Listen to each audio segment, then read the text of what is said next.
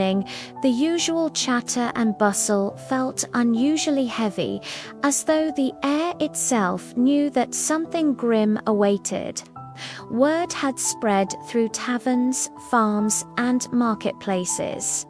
A thief was to be punished at the public square. And not just any thief Rowan Hale, a young man known for his uncanny ability to slip through the shadows like a whisper. But today, there would be no shadows to hide in. Rowan's life had been carved from hardship, born to a mother who died in childbirth, and a father rumored to be a soldier who never returned. Rowan had grown up surviving on crumbs and instinct. By 12, he had become Brackenford's ghost-silent steps, quick hands, and eyes always searching for the next opportunity. Most saw him as a nuisance, some as a necessary evil, but a few, very few knew he stole mostly to feed the orphans who survived on the edge of town. He never took from those who had little. He never stole out of greed. He only stole to keep others alive. But medieval justice was blind to motives. A theft was a theft, and the new Lord of Brackenford, Lord Henrik Oldstone, was determined to make an example of someone. Rowan was chosen. It began with a loaf of bread. It ended with Rowan running through the dark alleyways with guards at his heels.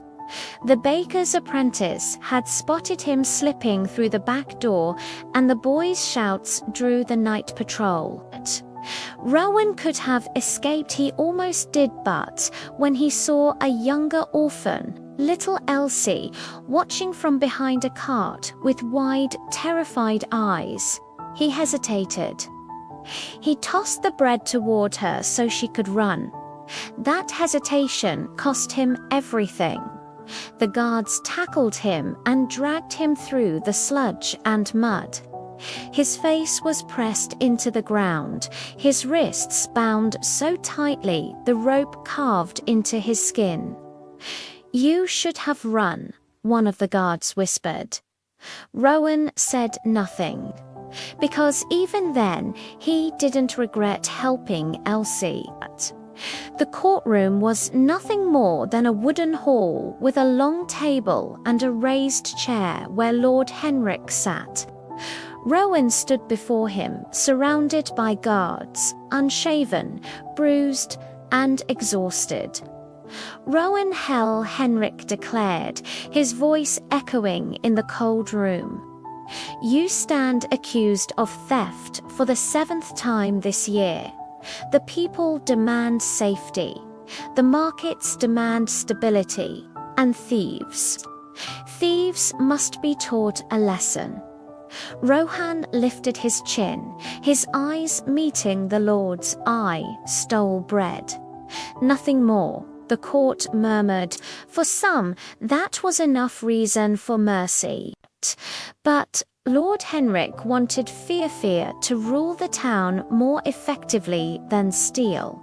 He nodded to the scribes. "The sentence is simple. At dawn, in the public square, you will face the Crushman's press." The room fell silent. Rowan's heart pounded against his ribs. Not the press, anything but that. The press was an ancient device brought generations ago by a traveling executioner. It was built with iron and thick timber, designed with screws that could grind bone as easily as flour under a millstone. It did not kill, at least not instantly. It broke the hand, crushed the bones, and left the thief permanently maimed. For a thief whose livelihood depended on his hands, it was a fate worse than death. Rowan clenched his fists, feeling his breath turn heavy. Henrik's voice boomed. "At dawn, the people shall witness justice." The square was packed long before Rowan was brought out.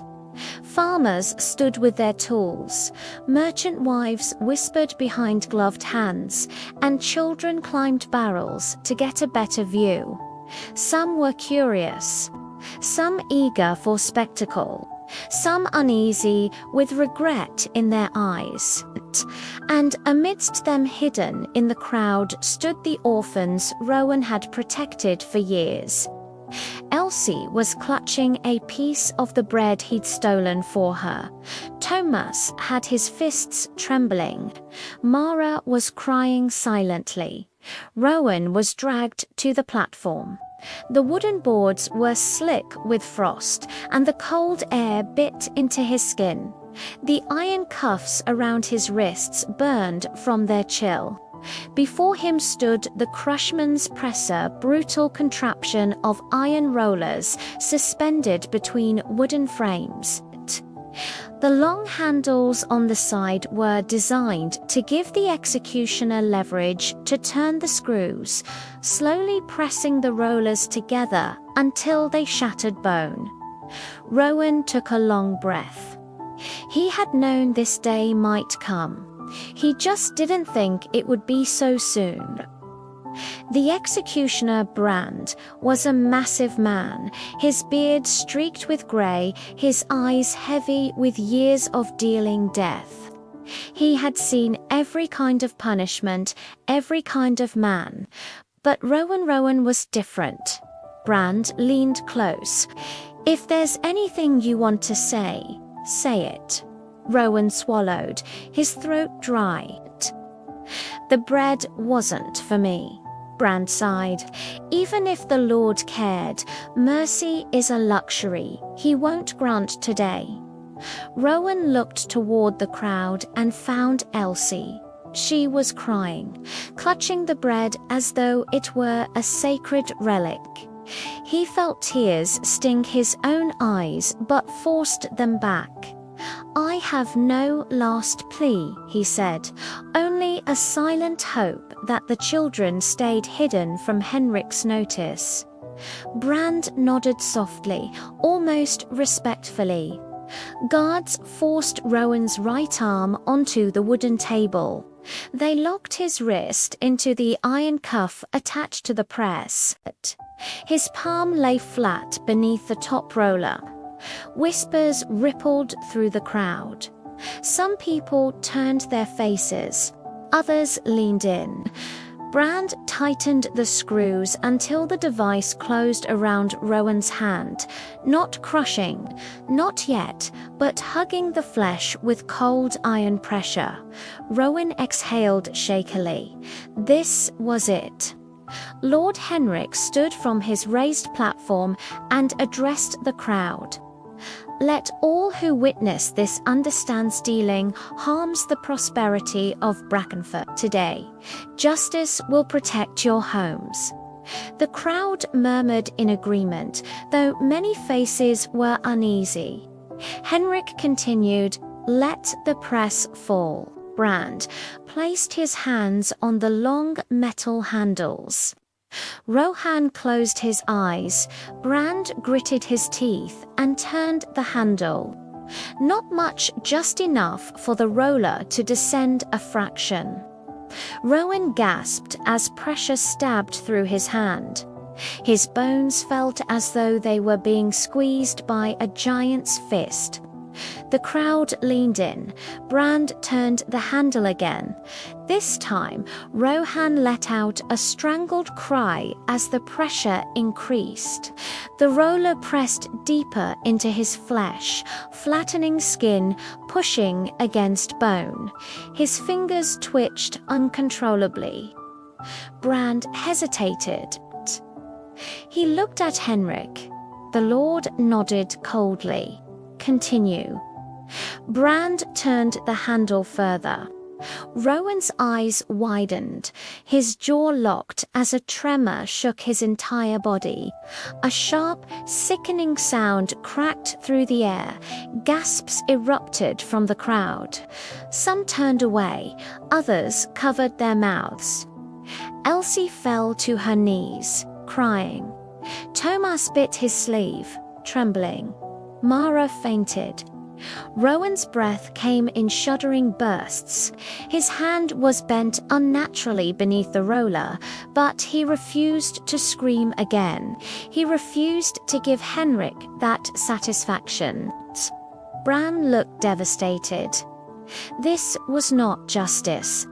It was cruelty dressed as law. Just as he prepared for the final turn, one that would grind every bone into mush, a voice cried out from the crowd, "Stop, enough. He's a thief, not a murderer."